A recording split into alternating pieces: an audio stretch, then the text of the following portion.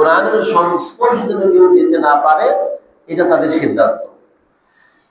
এই জন্য আল্লাহ রাব্বুল আলামিন সেটা তার প্রিয় হাবিব মুহাম্মদুর রাসূলুল্লাহ সাল্লাল্লাহু আলাইহি ওয়াসাল্লামকে জানায় দিয়ে বললেন, وقال الذين كفروا لا تسمعوا لهذا القرآن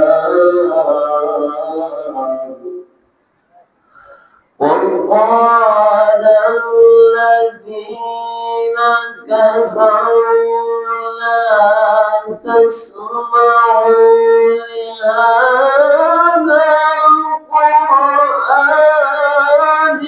والغوا فيه لعلكم تغلبون।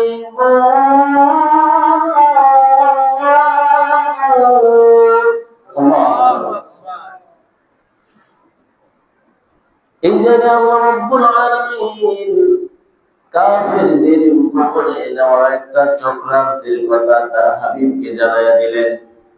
ওই চক্রান্তের যে বিষয়টা ছিল, অকালাল্লাযীনা কাফারু, কাফেররা বলল, লা তাসমাউ লিহাদাল কুরআন, তোমরা এই কোরআন শোনো না, ভবিষ্যতেও কাউকে শুনতে দিও না। কি করো না? কোরআন তোমরা শুনবা না, কাউকে শুনতেও দিবা না। এই একটা মাত্র কাজ যদি করতে পারো, লাআল্লাকুম তাগলিবুন, তাহলে তোমরা বিজয়ী হয়ে যাবে। নাউযুবিল্লাহ। এই জন্য সবচেয়ে বোঝার যে বিষয়টা, আল্লাহ রাব্বুল আলামিন মানুষের জন্য কোরআন দিয়া বললেন, ذلك الكتاب لا ريب فيه هدى للمتقين। আমি তোমাদের জন্য এমন একটা কিতাব দিয়ে দিলাম, যে কিতাবের ভিতরে বিন্দুমাত্র কোনো সন্দেহ শোভা নাই, আর এটা মুত্তাকিদের জন্য হেদায়েত। সুবহানাল্লাহ। সরাসরি হেদায়েত আল্লাহ পাক কোথায় রাখলেন?